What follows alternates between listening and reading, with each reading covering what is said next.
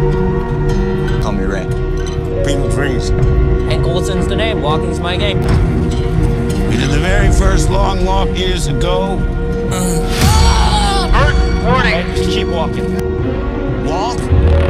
Who's ready to win? Yeah! Your heart will sing.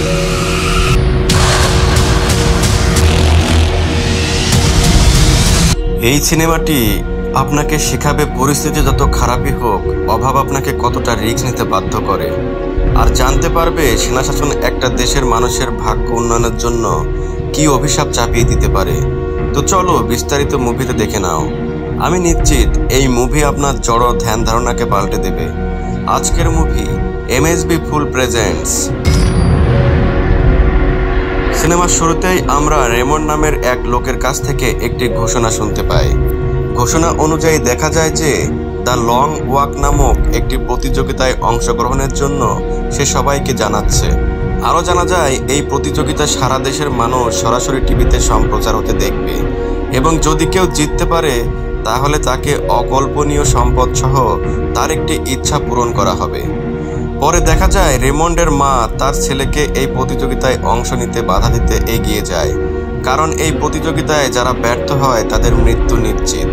এরপর আমরা জানতে পারি যে বহু বছর আগে একটি মহাযুদ্ধ দেশকে ধ্বংস করে দিয়েছিল, আর এই ধ্বংস অর্থনৈতিক অবস্থাকে একদম নাজেহাল করে দিয়েছে। হতাশা মানুষকে গ্রাস করে দিয়েছে, আর তাই সারা দেশ থেকে 50 জন যুবককে লং ওয়াক প্রতিযোগিতার জন্য নির্বাচন করা হয়েছে, যা একটি হাঁটার প্রতিযোগিতা। আর এই প্রতিযোগিতা তাদের জীবনকে পরিবর্তন করার একটি সুযোগ দেয়। যাই হোক, রে এর মা গভীরভাবে মর্মাহত এবং রেকে এই প্রতিযোগিতায় অংশ না নেওয়ার জন্য অনুরোধ করে, কিন্তু রে তা প্রত্যাখ্যান করে এবং সে দৃঢ়ভাবে ঘোষণা করে যে সে কোনো মূল্যে তার সিদ্ধান্ত পরিবর্তন করবে না। যখন তারা প্রতিযোগিতার স্থানে পৌঁছায় তখন রে এর মা তাকে মরিয়াভাবে জড়িয়ে ধরে, কারণ এটি হতে পারে তার শেষবারের মতো তাকে দেখা। তবে রে তাকে আশ্বস্ত করে যে সে নিরাপদে ফিরে আসবে এবং এটি মাত্র কয়েকদিনের ব্যাপার। তার মায়ের কাছ থেকে বিদায় নেওয়ার পর রে এর সাথে আরেক প্রতিযোগী পিটারের দেখা হয় এবং তারা দ্রুত একে অপরের সাথে বন্ধুত্ব করে ফেলে।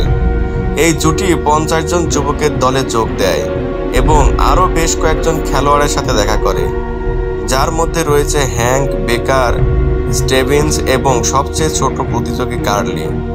এখানে সবাই তাদের সামনের নৃশংস পথ সম্পর্কে ধারণা এবং কৌশল বিনিময় করতে শুরু করে। কিছুক্ষণ পরেই এই প্রতিযোগিতার আয়োজকের প্রধান মেজর এসে সবাইকে অভ্যর্থনা জানায়। সে প্রতিটি প্রতিযোগীর নাম একে একে ডাকে এবং তারা তাদের ট্যাগ সংগ্রহ করতে এগিয়ে আসে। তারপর মেজর সবার উদ্দেশ্যে একটি বক্তৃতা দেয়। সে তাদের মনে করিয়ে দেয় যে যুদ্ধের পর থেকে দেশটি আর্থিক সংকটের কারণে প্রায় দেউলিয়া হয়ে পড়েছে। তবে প্রতি বছর লং ওয়াক প্রতিযোগিতার পর দেশের ফসল উৎপাদনশীলতা বৃদ্ধি পায়, কারণ এই প্রতিযোগিতা জাতির মনোবল বাড়িয়ে দেয়।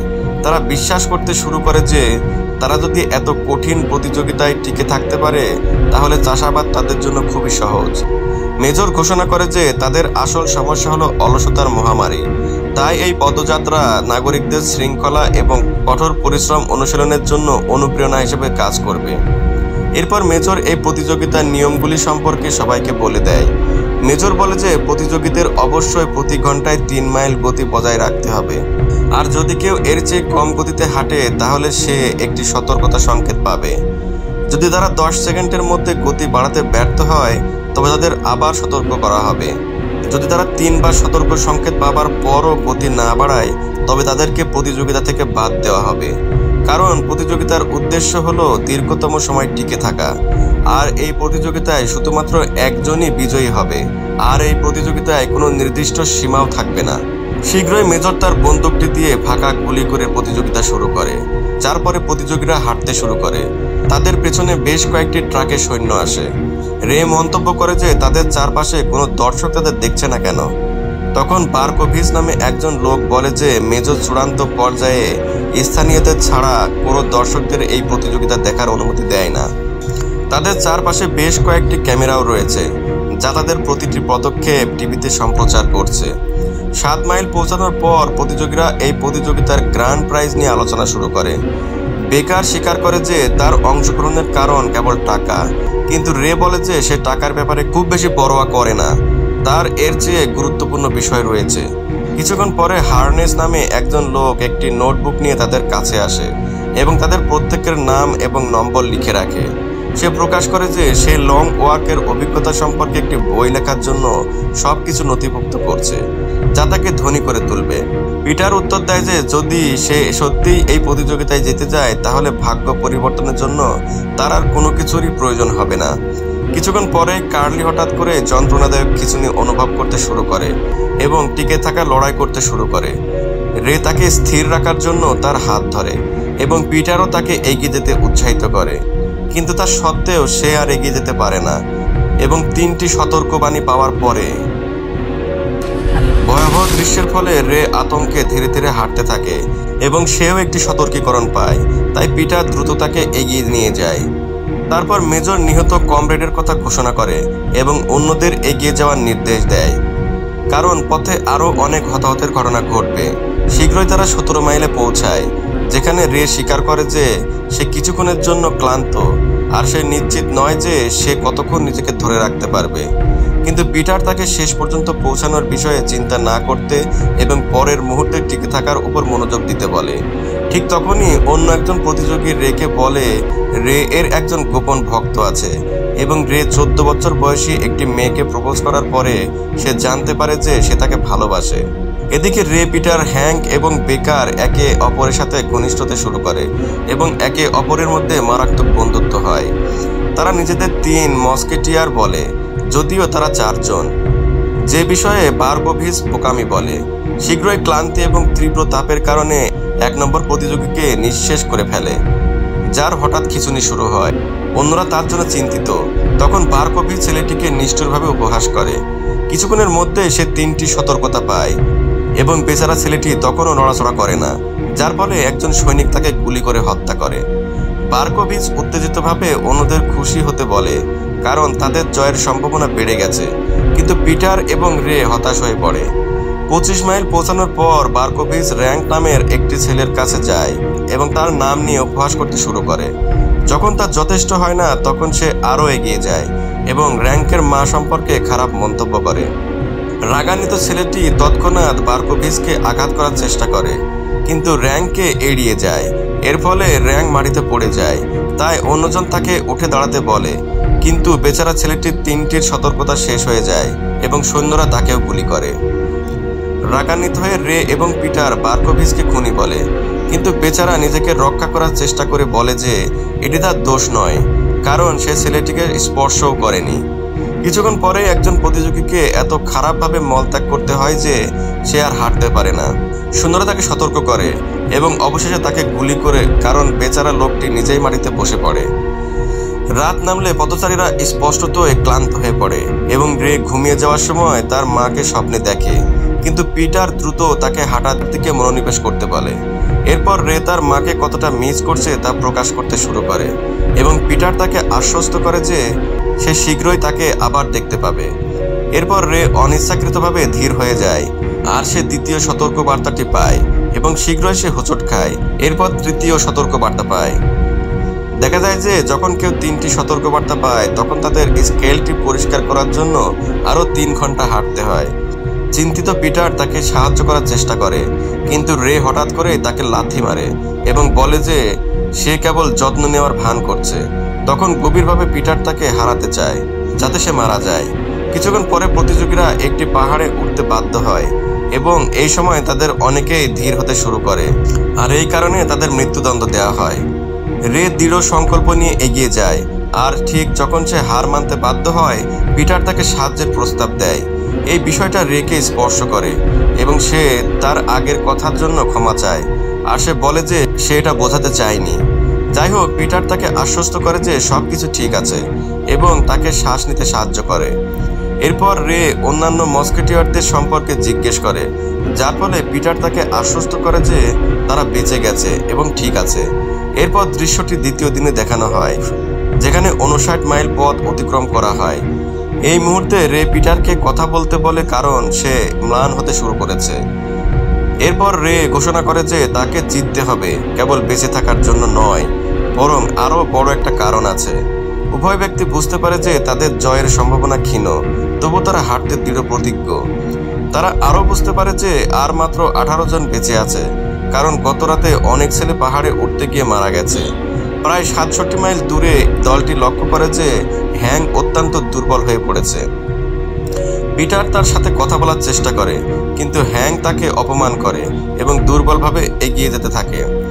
হার্নেসের অবস্থা আরও খারাপ, কারণ হাঁটতে হাঁটতে তার গোড়ালি ভেঙে বেঁকে গেছে এবং খুব ধীরে চলার জন্য তাকে সতর্ক করা হয়েছে। অন্যদিকে রি তাকে হাঁটা চালিয়ে যেতে উৎসাহিত করার চেষ্টা করে। বেচারা ছেলেটি আর এগিয়ে যেতে পারে না এবং তার সমস্ত সতর্কতা শেষ হয়ে যাওয়ার পরে তাকে নির্মমভাবে গুলি করে হত্যা করা হয়। পিটার এবং রে তার মৃত্যুতে মর্মাহত, কিন্তু বারকোভিচ তাদের উপহাস করে এবং মৃত ছেলেটির জন্য একটি কবিতা বা গান লিখতে বলে। ক্ষুব্ধ পিটার তাকে আবারও খুনি বলে ডাকে, যার ফলে দুজনের মধ্যে তীব্র তর্ক শুরু হয়। 100 মাইল পৌঁছানোর পর মেজর তাদের অভিনন্দন জানায়, আর সে বলে যে তারা যে এতদূর পৌঁছাতে পেরেছে তা আসলেই চিত্তাকর্ষক। এবং তারপর হঠাৎ ক্লান্ত ছেলেদের মধ্যে একজন পালিয়ে যাওয়ার চেষ্টা করে। 103 মাইল পৌঁছানোর পর দলটি আলোচনা করে যে তারা যদি দৌড়ে জয়ী হয় তাহলে তারা ইচ্ছা পূরণ হিসেবে কি চাইবে। তখন বেকার চাঁদে উড়ে যাওয়ার জন্য একটি মহাকাশ রকেটের স্বপ্ন দেখে। হ্যাং বলে যে সে 10 জন নগ্ন মহিলা চাইবে। দেখো চিন্তা ভাবনা। অন্যদিকে পিটার বলে যে সে ইচ্ছা করবে যেন লং ওয়ার্কে বিজয়ী হিসেবে 2 জনকে রাখা হয়। রে এই প্রসঙ্গে কথা বলতে গেলে সে প্রকাশ করে যে সে এই প্রতিযোগিতার নিয়ম পরিবর্তন করতে চাইবে, কিন্তু ছেলেরা বলে যে এটা সম্ভব হবে না, কারণ এই ইচ্ছা কখনোই সার্থকতা পাবে না, যা সরাসরি রাষ্ট্রকে প্রভাবিত করে। তারপর দলটি চিৎকার করে মেজর এবং বোকা লং ওয়াককে অপমান করতে শুরু করে। সেই রাতে প্রচণ্ড বৃষ্টি হয় এবং রেকে খুবই দুর্বল দেখায়, তাই পিটার তাকে তার কাঁধে কিছুক্ষণ ঘুমাতে দেয়। এরপর দৃশ্যটি তৃতীয় দিনে দেখানো হয়, যেখানে ছেলেরা ইতিমধ্যে 144 মাইল অতিক্রম করেছে এবং তাদের অবস্থা আরও খারাপ হচ্ছে। এক পর্যায়ে রে পিটারকে জানায় যে তার বাবা তাকে দর্শন, সঙ্গীত এবং অন্যান্য বিষয় সম্পর্কে জ্ঞান বৃদ্ধি করার জন্য বলতেন। যাই হোক, সরকার এই বিষয়গুলো অবৈধ বলে মনে করেছিল, যার কারণে তার বিরুদ্ধে রাষ্ট্রদ্রোহের অভিযোগ আনা হয়েছিল।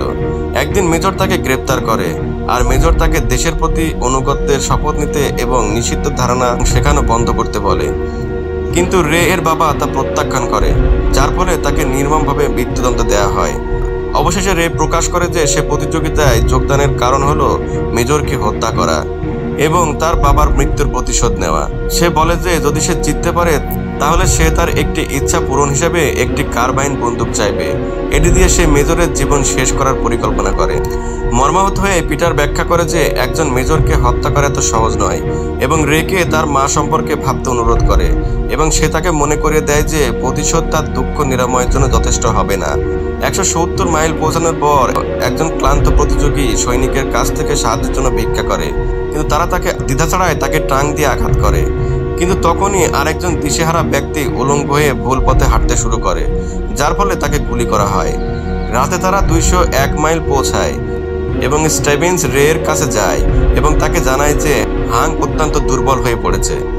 চিন্তিত রে হাংকে উৎসাহিত করার চেষ্টা করে, কিন্তু তার পরিবর্তে সে ঘুরে সোজা সৈনিকদের দিকে হেঁটে যায় এবং তাকে নির্মমভাবে গুলি করা হয়, যার ফলে বিচলিত বেকার তার সাহায্যে ছুটে আসে। এর ফলে বেকার বেশ কয়েকবার সতর্ক সংকেত পায়, কিন্তু গুলি করার আগে রে তাকে টেনে নিয়ে যাওয়ার জন্য ঝাঁপিয়ে পড়ে। দৃশ্যটি এরপর চতুর্থ দিন দেখানো হয়, যখন দলটি ইতিমধ্যে 209 মাইল অতিক্রম করে ফেলে এবং বাকিরা হলেন রে, পিটার, বারকোভিচ, স্টেভিন্স, বেকার এবং পার্কার নামে একজন লোক।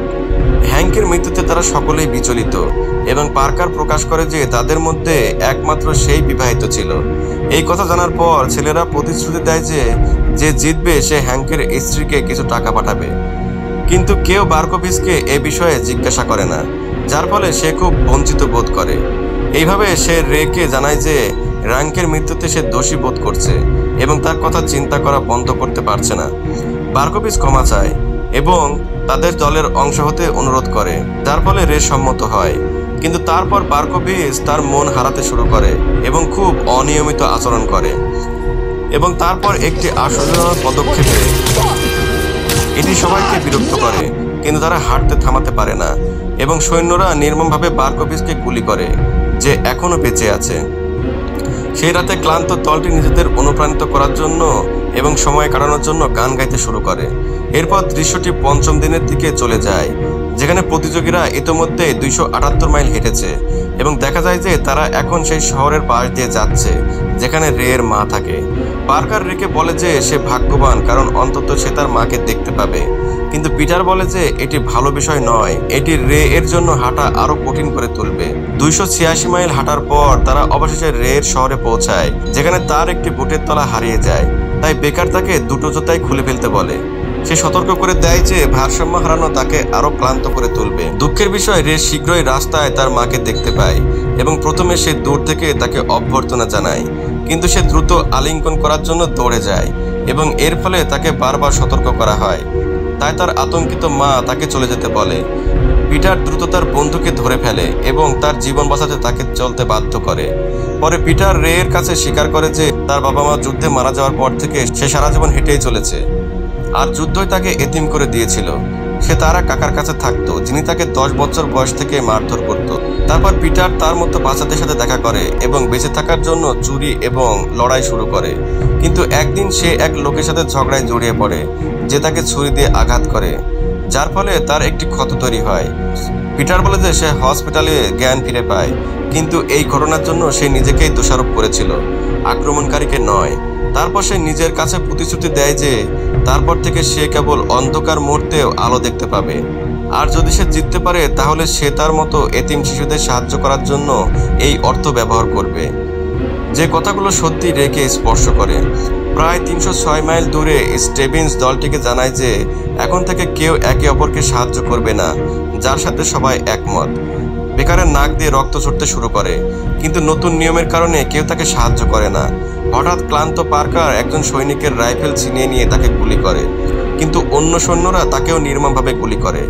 সন্ধ্যায় বেকারের নাক দিয়ে অনিয়ন্ত্রিতভাবে রক্তপাত শুরু হতে থাকে। তাই পিটার এবং রে তাদের নতুন নিয়ম সত্ত্বেও তাকে হাঁটতে সাহায্য করার চেষ্টা করে। যাই হোক, বেকার বুঝতে পারে যে সে কোনোভাবেই বাঁচবে না, তাই সে তার লকেটটি ধরে তার বন্ধুদের কাছে দিয়ে এটি তার দাদিকে দিতে বলে। সে তাদের প্রতিশ্রুতিও দেয় যে গুলিবিদ্ধ হওয়ার সময় কেউ যেন পিছনে ফিরে তাকে না দেখে। বন্ধুরা তাকে আরও কিছুক্ষণ হাঁটার জন্য বাধ্য করার চেষ্টা করে, কিন্তু বেকার ইতোমধ্যেই হাল ছেড়ে দিয়েছে এবং আর নড়াচড়া করতে পারে না। শেষ পর্যন্ত সৈন্যরা তাকে নির্মমভাবে হত্যা করে। রাতে ছেলেরা 326 মাইলে পৌঁছায়। কেবল রে, পিটার এবং স্টেভিন্সকে একটি রাস্তা পার হতে দেখা যায়। কেন যে এই মনেতে স্বপ্নরা ঝড় তুলে যায়, কেন এমন এলোমেলো ঘুরে যায়। আর এখানেই এই মুভির সমাপ্তি হয়। তো বন্ধুরা, কেমন লাগলো এক্সপ্লেনেশনটি? আশা করছি ভালো লেগেছে। ধন্যবাদ সবাইকে। আবারও ফিরবো নতুন কোনো ভিডিও নিয়ে। সে পর্যন্ত সবাই ভালো থাকবে। আল্লাহ হাফেজ।